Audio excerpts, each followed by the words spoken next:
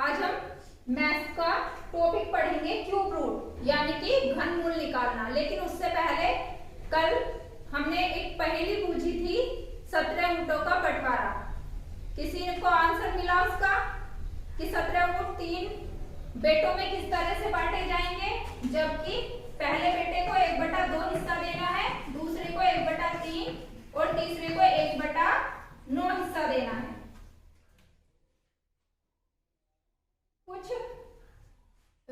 कुछ कमेंट्स इस पे मुझे मिले, कुछ लोगों के जवाब आए जो जवाब सही थे। लेकिन अब मैं तुम्हें समझाती हूँ कि 17 ऊँटों का बंटवारा हम किस तरह से करेंगे। जब इस रेशो में इन्हें बांटना है, जब उस बुजुर्ग की मौत हो गई जिसके पास 17 ऊँट थे और उसने अपनी वसीयत में कुछ इस तरह की कंडीशन लिखी थी, तो क्या हुआ कि पूरे गांव के लोग परेशान हो गए, क्योंकि वो जो बच्चे थे, जो लड़के थे, वो गांव के लोगों के पास जाते थे कि हमारा बंटवारा कर दो, हमारे पापा के कहे अनुसार कि जैसा वो लिख के गए हैं उसके अकॉर्डिंग हमारा क्या है, बंटवारा कर दो। तो जो भी इंसान उसे देखे कि भाई 17 का 1/2, 17 के आधे कितने होंगे, 17 का आधा कितना होगा, 8.5। अब किस 17 के आधे तो 8.5 ऊँट हुए और ऊँट को काट नहीं सकते, तो किस तरह से इनका बंटवारा करें।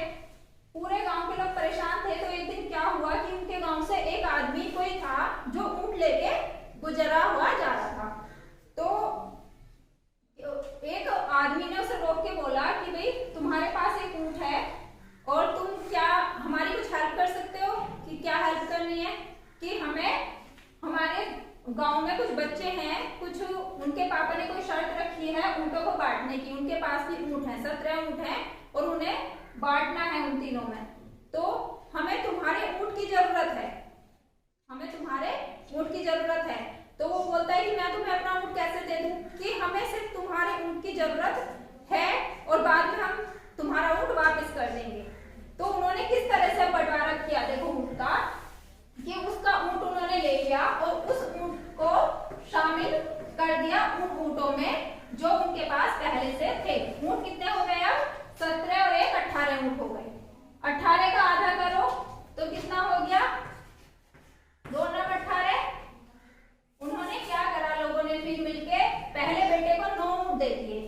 उन्होंने कहा कि देख 17 का आधा तो होता है 8.5, लेकिन हम तुझे ऊँट दे रहे हैं 9, तू राजी है? कि हाँ मैं राजी हूँ, मुझे फालतू चीज मिल रही है तो मैं राजी हूँ। अब दूसरे बेटे का नंबर आया, उसे कितने ऊँट देने थे, 1/3। 18 का 1/3 कितना होता है, 6। दूसरे बेटे को 6 ऊँट दे दिए गए, दूसरे बेटे को ऊँट दे दिए गए 6। और अब दूसरा बेटा भी खुश हो गया क्योंकि हिस्से से ज्यादा मिल गया। और तीसरा जो था, तीसरे बेटे को मिलना था 9वां हिस्सा, 9 दूनी 18 और तीसरे बेटे को दे दिए गए 2 ऊँट। इस तरह से उनका बंटवारा हुआ। अब हम जोड़ते हैं 9 6 15 और 2 17, यानी कि ऊँट कितने हुए, 17। और जो ऊँट एक्स्ट्रा शामिल किया गया था उस आदमी का जो गांव से गुजर के जा रहा था, उसका ऊँट उसे वापस कर दिया गया और ऊँटों का भी पूरा बंटवारा हो गया। ठीक, अब पढ़ते हैं हम अपना टॉपिक। आज का हमारा टॉपिक है क्यूब रूट। अब क्यूब रूट क्या होता है, स्क्वायर रूट हमने पढ़ लिया था। स्क्वायर रूट एक बार रिवाइज कर लेते हैं कि किसी संख्या का स्क्वायर क्या होता है, कि जब उस संख्या का उसी से गुणा किया जाता है तो जो संख्या प्राप्त होती है वो स्क्वायर होती है। इसी तरह से स्क्वायर रूट क्या होता है कि किसी संख्या को अगर किसी ऐसी संख्या से भाग दिया जाए कि उससे भाग देने पर वही संख्या प्राप्त हो, तो वो उसकी क्या होती है, स्क्वायर रूट होती है। अब बात कर रहे हैं हम क्यूब की। क्यूब क्या होता है कि किसी संख्या का 3 बार गुणा करने पर, किसी संख्या का 3 बार, 100 से 3 बार गुणा करने पर जो संख्या प्राप्त होती है वो क्या होती है, क्यूब होती है। 3 जैसे 3 का क्यूब क्या हो जाएगा, 3 3 9 27। इसी तरह से इसका उल्टा क्या होता है, क्यूब रूट, यानी कि ऐसी संख्या, कोई संख्या, ये 8 है कि 8 का क्यूब रूट क्या होगा, कि ऐसी संख्या जिसे किसी संख्या से भाग देने पर, किसी संख्या से भाग देने पर, कितनी बार भाग देने पर, 2 बार भाग देने पर वह संख्या प्राप्त होती है, तो वो संख्या हमारी क्या होती है, क्यूब रूट होती है। जैसे कि 2, 8 का क्यूब रूट क्या होता है, 2। चाहे 2 का 3 बार गुणा करेंगे, 2 दूनी 4 दूनी 8, यानी कि जब 8 को 2 से 2 बार भाग देंगे तो हमें क्या मिलेगा, 2 मिलेगा। हम स्क्वायर को सादीकरण से दिखाते हैं, ये स्क्वायर रूट का साइन होता है, इसमें यहाँ कुछ नहीं लिखा हुआ होता, लेकिन जब क्यूब रूट लिखा जाता है या क्यूब रूट निकालने का साइन लगाया जाता है तो इसमें यहाँ पर 3 लिखा हुआ होता है, ये हमारा क्यूब रूट का साइन होता है। अब क्वेश्चन करते हैं और क्यूब रूट समझते हैं।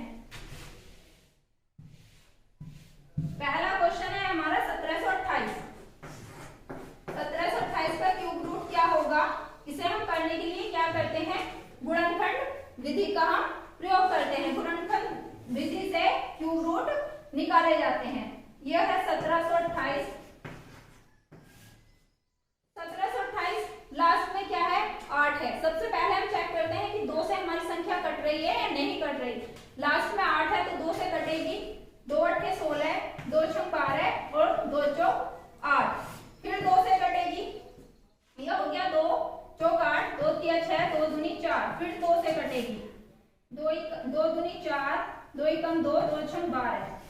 फिर 2 से कट रही है, 2 एकम 2 0, 2 8 16, 2 5 10, 2 चौक 8, 2 दूनी 4, 2 7 14।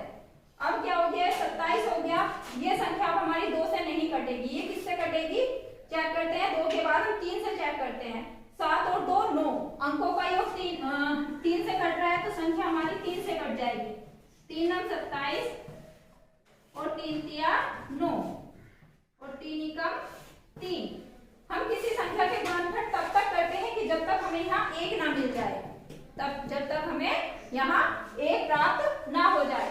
तो 1728 के गुणनखंड कितने आ गए, वो आ गया 1 2 3 4 5 6 बार तो 2 गुणा 2 गुणा 2 गुणा 2 गुणा 2 गुणा 2 और 1 2 3, 3 बार 3 गुणा 3 गुणा 3।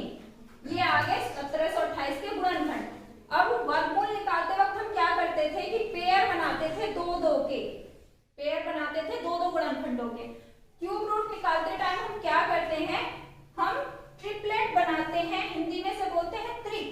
जैसे हिंदी में 2 के जोड़े को पेयर बोलते हैं, जोड़े को, और यहाँ बोलते हैं ट्रिपलेट या त्रिक। हम ट्रिपलेट बनाते हैं, एक 3, इसमें 3 गुणनखंड शामिल होते हैं जो एक जैसे होते हैं। जैसे 1 2 3, एक ट्रिपलेट ये हो गया, दूसरा ट्रिपलेट ये हो गया 1 2 3 और तीसरा ट्रिपलेट हो गया हमारा 3 गुणा 3 गुणा 3 का। अब जब हम इसका क्यूब रूट निकालते हैं 1728 का, जब हम क्यूब रूट निकालेंगे तो क्या करेंगे कि ट्रिपलेट में से एक गुणनखंड बाहर लेते हैं, 2 गुणा 3, यानी कि 2 दूनी 4 दिया 12। इस तरह से ये क्या हो गया, हमारा सवाल हो गया, यानी कि 1728 का क्यूब रूट क्या आ गया, हमारा 12 आ गया। अगला सवाल देखते हैं कि अगला सवाल क्या है, उसका क्यूब रूट निकालेंगे।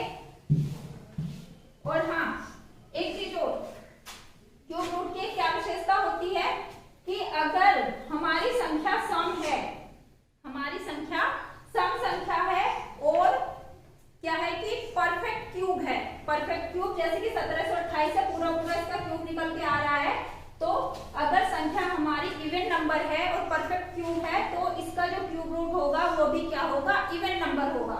अगर हमारी जो संख्या है, जो हमारा नंबर है, वो हमारा ओड नंबर है और परफेक्ट क्यूब है, तो इसका क्यूब रूट क्या होगा, ओड ही होगा। अब दूसरा क्वेश्चन करते हैं। दूसरा क्वेश्चन है हमारा 15 74 64। इसका हमें क्यूब रूट निकालना है, वही गुणनखंड विधि या फैक्टर मेथड हम यूज करेंगे। इसके गुणनखंड करेंगे, लास्ट में 4 है, 2 से डिवाइड होगा, 2 7 14, 2 8 16, 2 7 14, 2 3 6, 2 दूनी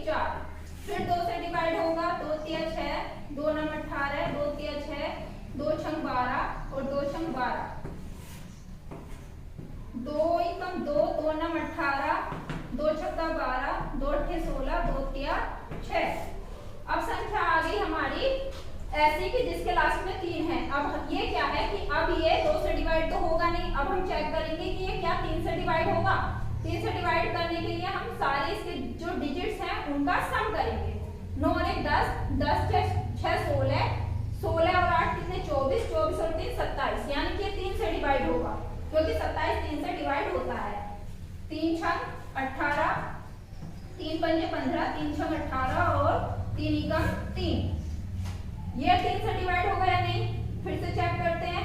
6 6 5 11, 11 6 17 और 18, 3 से डिवाइड होगा। 3 दूनी 6 और 3 एकम 3, ये हो गया 26, 3 अट्ठे 24 और 3 सत्ते 21, 3 सत्ते 21, 3 दूनी 6, 3 नम 27।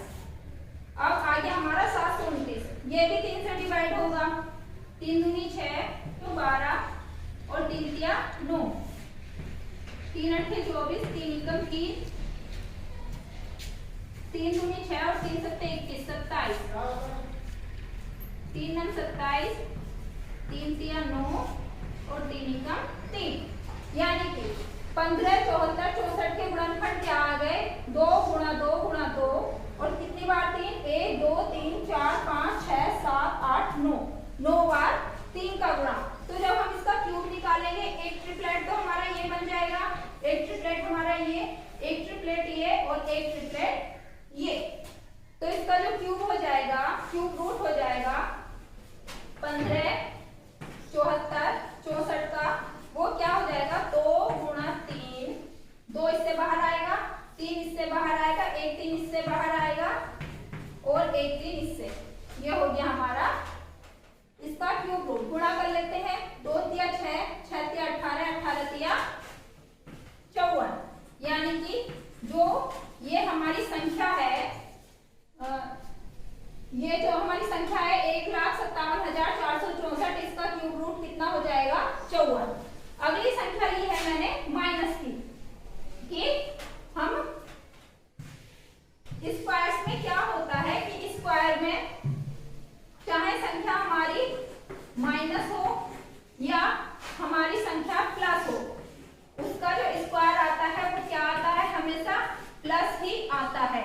लेकिन क्यूब में ऐसा नहीं होता। अगर संख्या हमारी माइनस है तो उसका क्यूब माइनस होता है, अगर संख्या हमारी प्लस है तो उसका क्यूब प्लस होता है, क्योंकि क्यूब में 3 बार संख्या का गुणा हो रहा होता है कि 2 माइनस 2 गुणा माइनस 2 बराबर क्या आएगा माइनस के 8, क्योंकि माइनस माइनस गुणा करके प्लस बन जाएगा, लेकिन अगले माइनस से गुणा करके फिर से क्या बन जाएगा माइनस। तो सिर्फ जो साइन लगा हुआ है, जो चिन्ह लगा हुआ है, उससे कंफ्यूज होने की जरूरत नहीं है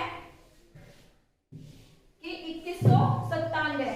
जब हम इसे हल करेंगे, हम इसे हल करते वक्त 2197 ही लिख लेंगे जब इसके हम गुणनखंड करेंगे। अब गुणनखंड करने के लिए क्या देखते हैं हम कि हमारी संख्या के लास्ट में 7 है, 2 से तो ये डिवाइड होगी नहीं। ये किससे डिवाइड होगी, 3 से होगी या नहीं होगी, वो भी चेक कर लेते हैं। 2 और 1 3, 2 और 1 3, 9 3 9 3 12, 12 और 7 19। 3 से भी डिवाइड नहीं होगी, 4 से भी नहीं होगी, 5 से भी नहीं होगी, क्योंकि लास्ट में 7 है। और ये 7 से डिवाइड होगी, 7 या 21, 7 एकम 7, 7 से भी नहीं होगी। 9 से भी डिवाइड नहीं होगी, 11 से, 9 2 11 और 7 और 1 8, 11 में से 8 गए, 3 बचे। 11 से भी डिवाइड नहीं होगी, 13 से डिवाइड करके देखते हैं तो 13 एकम 13, ये बच गए हमारे 7 और 1 8, 89, 13 पंजे 65, 13 छंग 78, 89 बचा है, 13 छंग 78, तो ये हो गया हमारा 11 117, 13 नंबर 117, ये हमारी 13 से डिवाइड होगी। 13 एकम 13, 13 एकम 13 बच गए हमारे कितने 7 और 1 8, यानी कि 89 और 13 छंग 78 बचे 11, 117 हो गया, 13 नंबर 117, 169। फिर से 13 से चेक करते हैं, 13 एकम 13 और 13 तिया 39, यानी कि ये क्या हो गया 13 कम 13, इसका जो क्यूब रूट हो गया 2197 का, जब इसका ट्रिपलेट बनाएंगे तो ये क्या हो गया हमारा, एक ट्रिपलेट बना, एक त्रिक बना, तो जो 2197 का क्यूब रूट आएगा वो क्या आएगा 13। लेकिन ये संख्या कैसी है, माइनस की है, तो इसका जो क्यूब रूट होगा वो भी कैसा होगा, माइनस का होगा, यानी कि माइनस के 2197 का क्यूब रूट होगा 1300